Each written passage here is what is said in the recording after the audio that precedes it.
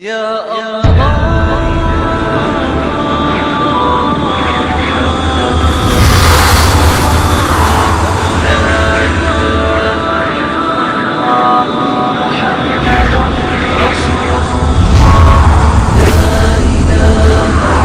الله محمد رسول الله لا إله إلا الله محمد رسول الله.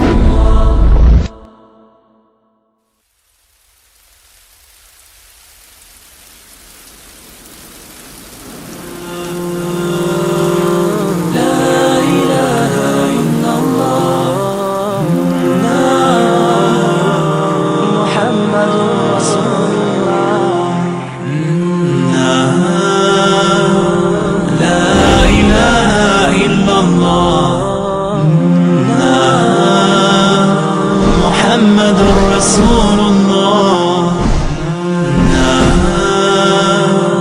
لا إله إلا الله محمد رسول الله.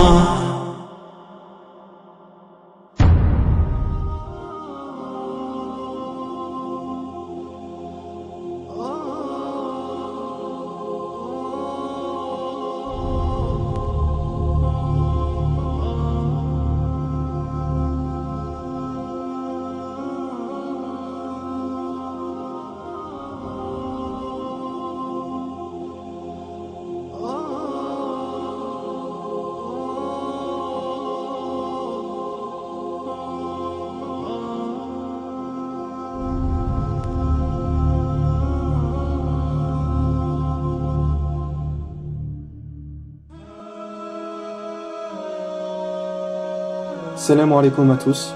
Maintenant que la série commence à être beaucoup propagée et que celle-ci a de plus en plus de vues, il est intéressant, voire drôle, de regarder certains commentaires des athées qui refusent encore l'évidence, et qui se cherchent des excuses sans aucun vrai fondement. Les questions ou critiques qu'ils expriment sont souvent pour la plupart dites sans aucune vraie réflexion. Mais nous savons que certains musulmans qui ont peu de science peuvent parfois douter à cause de ce genre de comportement. Comprenez bien que pour certaines personnes, lorsqu'ils se mettent en tête de ne pas vouloir croire, vous pouvez leur mettre l'évidence sous les yeux, mais malgré cela, ils continueront dans leurs mensonges et dans leurs répulsions. Coran chapitre 2 versets 6 et 7, certes, les infidèles ne croient pas, cela leur est égal que tu les avertisses ou non, ils ne croiront jamais. Allah a scellé leur cœur et leurs oreilles, et un voile épais leur couvre la vue. Et pour eux, il y aura un grand châtiment. Donc nous demandons aux musulmans de ne pas faire attention aux commentaires ou critiques qui ne servent à rien, et de surtout rester bien toujours courtois. Nous sommes musulmans et nous devons toujours montrer le bon exemple. À présent, chers frères, chères sœurs et chers amis athées, ouvrez bien votre cœur et réfléchissez sérieusement à ce qui va suivre. Nous espérons que suite à cela, certains seront plus sérieux dans leurs avis et dans leurs commentaires. Donc, avez-vous tous bien suivi la saison 1 de La Voie éternelle? Certaines personnes ont trouvé à dire qu'il était quand même possible que le monde soit arrivé par hasard et qu'il n'y ait pas d'intelligence impliquée dans la création de l'univers. Bien que nous sommes sûrs que le plus simple des objets ne puisse arriver par chance. Mais ils disent que sur des milliers d'années, l'être humain, les animaux ont pu se développer d'eux-mêmes. Seulement, si vous avez bien suivi l'épisode 4 de la saison 1, vous sauriez que cela est absolument impossible. Imaginez-vous par exemple qu'un extraterrestre viendrait sur Terre et voyait cette statue. Eh bien, il aurait immédiatement la conclusion qu'une intelligence l'ait réalisée. Vous savez pourquoi? Parce qu'il y a des proportions spécifiques. Les deux yeux parallèles, les deux narines, les oreilles, etc. Si un œil était sur le front ou qu'il était plus gros que l'autre, si une oreille était ronde et l'autre rectangulaire, l'extraterrestre aurait pu éventuellement se dire que c'est la chance qui a réalisé cette statue. Mais quand on voit cela, réfléchissez bien. Vous pensez que le hasard se soucie d'avoir des proportions spécifiques? Qu'il se soucie que tout soit bien parallèle, de la même taille, etc. Si c'était par chance, l'être humain ne serait pas comme ça. Donc cela nous prouve bien évidemment que c'est une création de Dieu. Et puis n'oubliez pas que l'être humain a besoin pour vivre d'oxygène, de nourriture, de vitamines, minéraux. Alors pourquoi y a-t-il comme ça pour nous, tous ces fruits, légumes qui contiennent ces vitamines, ces minéraux, etc. pour nous maintenir en bonne santé? Que font-ils là? Que font-ils là? Que font-ils là? Que font-ils là? Et puis encore une fois, si c'était le hasard et que rien ne réfléchissait, alors pourquoi dès l'origine de l'être humain, celui-ci possédait les organes de reproduction, pour que les hommes et les femmes puissent se reproduire? Le hasard, lui, ne se soucie pas non plus de ça. La chance ne se dit pas, tiens, il faudra penser à évoluer et à faire des organes de reproduction, sinon l'espèce humaine va s'éteindre. La chance et le hasard se fichent de cela. Voyons, chers amis athées, un peu de logique. Ne voyez-vous pas que tout est parfait, que tout a bien été pensé et conçu? Il y a dans la création des cieux et de la terre des signes pour ceux qui sont doués d'intelligence.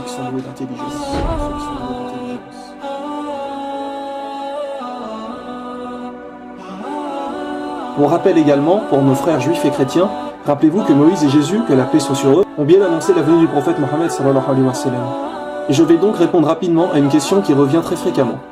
Lorsque Jésus dit dans l'évangile selon Saint Jean chapitre 16 versets 12 à 14 « J'ai encore beaucoup de choses à vous dire, mais vous n'êtes pas prêts à les porter maintenant. Quand le consolateur sera venu, l'esprit de vérité, il vous guidera dans toute la vérité. » Nous, musulmans, savons très bien qu'il s'agit là du prophète Mohammed. Mais les chrétiens disent qu'il s'agit du Saint-Esprit. Seulement, si vous revenez quelques versets plus tôt, toujours dans le chapitre 16, mais au verset 7, Jésus dit « Cependant, je vous dis la vérité, il est avantageux que je m'en aille, car si je ne m'en vais pas, le consolateur ne viendra pas vers vous. » Donc la condition pour que le consolateur vienne est que Jésus parte. Ce qui veut dire qu'au moment où Jésus parlait, le consolateur n'était pas là, puisqu'il disait qu'il ne viendrait pas du moment que Jésus serait présent. Or, le soi-disant Saint-Esprit était déjà là quand Jésus était en vie. Il est dit dans la Bible que le Saint-Esprit était là lors de la vie de Jésus, à sa naissance, etc. Le Saint-Esprit a toujours été là, donc cela ne peut plus correspondre au Saint-Esprit. De plus, Jésus dit que cette personne a encore beaucoup de choses à vous dire. Mais dites-moi, quelle nouvelle loi ou texte sacré a apporté le Saint-Esprit après Jésus? Alors que qui a apporté suite à Jésus un livre saint? Le prophète Mohammed, que la paix et les bénédictions d'Allah soient sur lui. Mes frères chrétiens, suivez les recommandations de Jésus. Il vous a annoncé la venue d'un prophète après lui, suivez Mohammed. Vous savez que dans chaque pays, la langue est différente. Par exemple, en Angleterre, nous parlons l'anglais. En France, le français, etc. Mais à l'époque de Jésus, croyez-vous que celui-ci parlait le français? Non, il parlait l'araméen et l'hébreu. Donc quand nous lisons la Bible aujourd'hui, ce n'est qu'une traduction, ce n'est pas les vraies paroles de Jésus. Moïse parlait également l'hébreu. Et si vous lisez les textes dans la langue originale, eh bien le nom du prophète Mohammed est mentionné. Ancien Testament, dans le Cantique des Cantiques, chapitre 5, verset 16, il est dit « Igo mamitakim wikuli Muhammadim ». Muhammadim, Mohammed est son nom, et im est un pluriel de respect. À l'époque, nous rajoutions im aux personnes importantes. Donc par nom, il est mentionné. Seulement dans les versions traduites de nos jours dans nos langues, ils ont traduit le prénom pour que les gens ne comprennent pas que le prophète était inscrit. Mohammed en hébreu, si on le traduit aujourd'hui en français, cela veut dire le bien-aimé. Donc quand on lit ce passage, on ne lit pas Mohammed, mais le bien-aimé. Donc par exemple, le prénom Daniel en hébreu veut dire juge. Donc si quelqu'un avait annoncé la venue d'un soi-disant Daniel, il aurait traduit par un juge. Et donc cela aurait été difficile de savoir et de comprendre. Mais en réalité, ils n'ont pas droit de traduire les noms propres comme cela, pour que les gens confondent. En vérité, dans les paroles originales des prophètes, Mohammed est bien mentionné. Et devinez quoi? Qu'est-il dit dans le Coran? Chapitre 7, verset 157, Allah nous dit « Ceux qui suivent le messager, le prophète qu'ils trouvent mentionné chez eux, dans la Torah et l'Évangile, il leur ordonne le convenable, leur défend le blâmable, leur rend licite les bonnes choses, leur interdit les mauvaises, ceux qui croiront en lui, le soutiendront, lui porteront secours et suivront la lumière descendue avec lui, ceux-là seront les gagnants. » Mes frères et sœurs, Jésus a bien dit « Il vous guidera dans toute la vérité ». Mohammed ne nous a-t-il pas laissé en détail le mode de vie parfait à suivre, c'est-à-dire sa sunna, son exemple de vie? Mohammed n'a-t-il pas dit « Je vous laisse derrière moi deux choses, le Coran et mon exemple, la sunna. Si vous les suivez, vous ne vous égarez jamais. »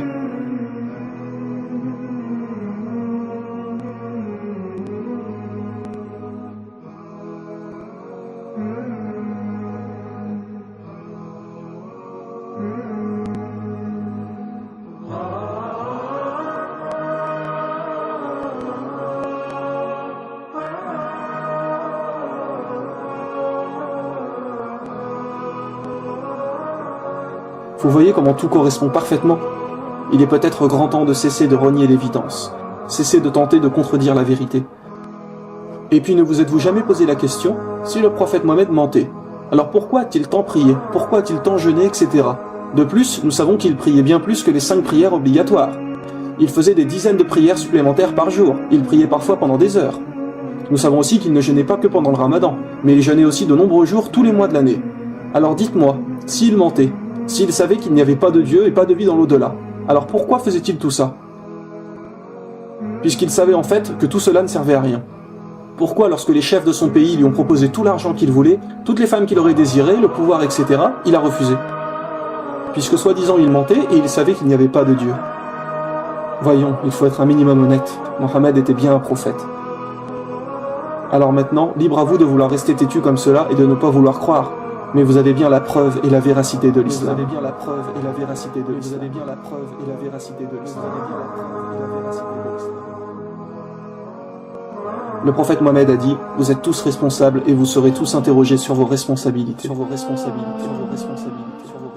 Cessez de vous préoccuper de votre aspect extérieur et de délaisser votre intérieur. Laissez un peu votre fierté et votre ego de côté pour ouvrir vos yeux à la réalité. Car comme il est dit dans la saison 1, ne croyez-vous vraiment pas en Dieu ou alors ne voulez-vous pas croire? Réfléchissez bien.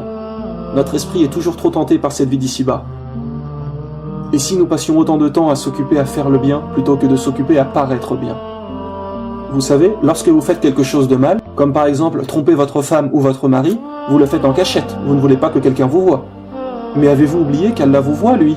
Vous ne pouvez pas vous cacher ou quoi que ce soit. Il sait ce que vous cachez ainsi que ce que vous divulguez. Et Allah connaît bien le contenu des poitrines. Savez-vous qu'Omar, un des compagnons du prophète, s'est mis à pleurer lorsqu'ils ont eu la victoire face aux Perses?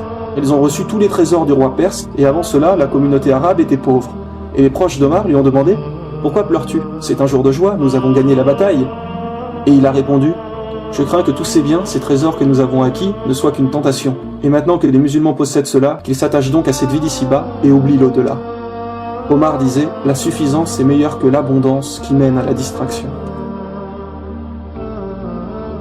Donc, ne soyez pas trop tentés par cette vie. N'insultez personne, comportez-vous toujours du mieux possible, montrez l'exemple. Nous sommes la communauté de Mohammed, sallallahu alayhi wa sallam. Et rappelez-vous bien que vos péchés seront exposés au jour du jugement. Soyez bons, cachez les péchés de vos frères, ne dites que le bien.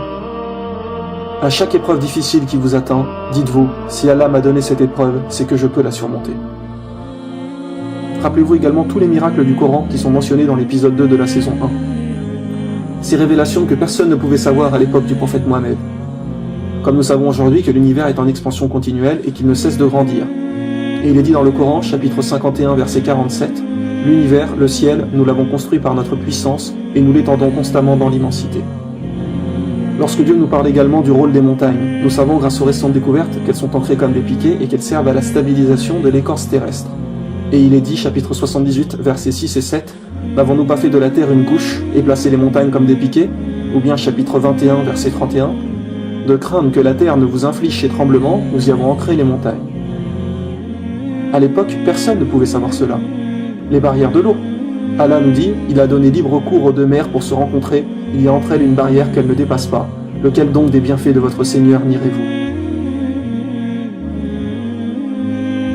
Le fait que les fourmis parlent, personne ne pouvait également savoir cela.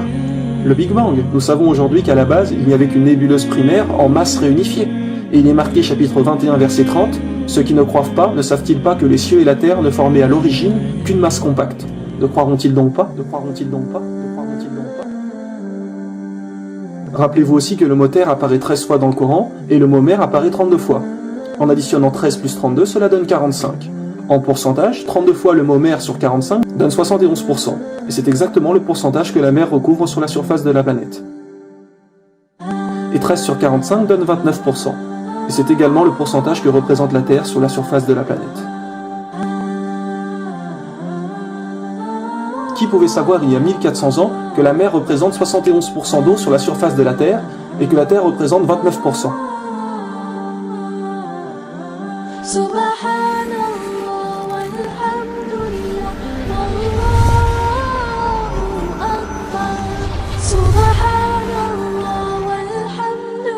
Un autre exemple qui n'a pas été mentionné dans la voie éternelle auparavant pour vous montrer la perfection du Coran. Connaissez-vous les versets de la prosternation? Ce sont les versets où lorsqu'on se rend à la fin de ce verset spécifique, on doit se prosterner. Combien y en a-t-il dans le Coran? Il y en a 15 en tout. Maintenant, ouvrez le Coran à la sourate 32 qui est justement la sourate de la prosternation. Lisez-la et vous verrez qu'au verset 15, il nous est demandé de se prosterner pour Allah. 15 versets de prosternation dans tout le Coran, et à la sourate la prosternation, au 15e verset, il est justement demandé de se prosterner. Cela aurait pu arriver à n'importe quel autre verset ou dans n'importe quelle autre sourate. Mais non, cela tombe pile au 15e verset de la sourate la prosternation. Rendez-vous compte de la précision des choses, de comment tout est bien parfait. Un humain n'aurait pas pu faire cela.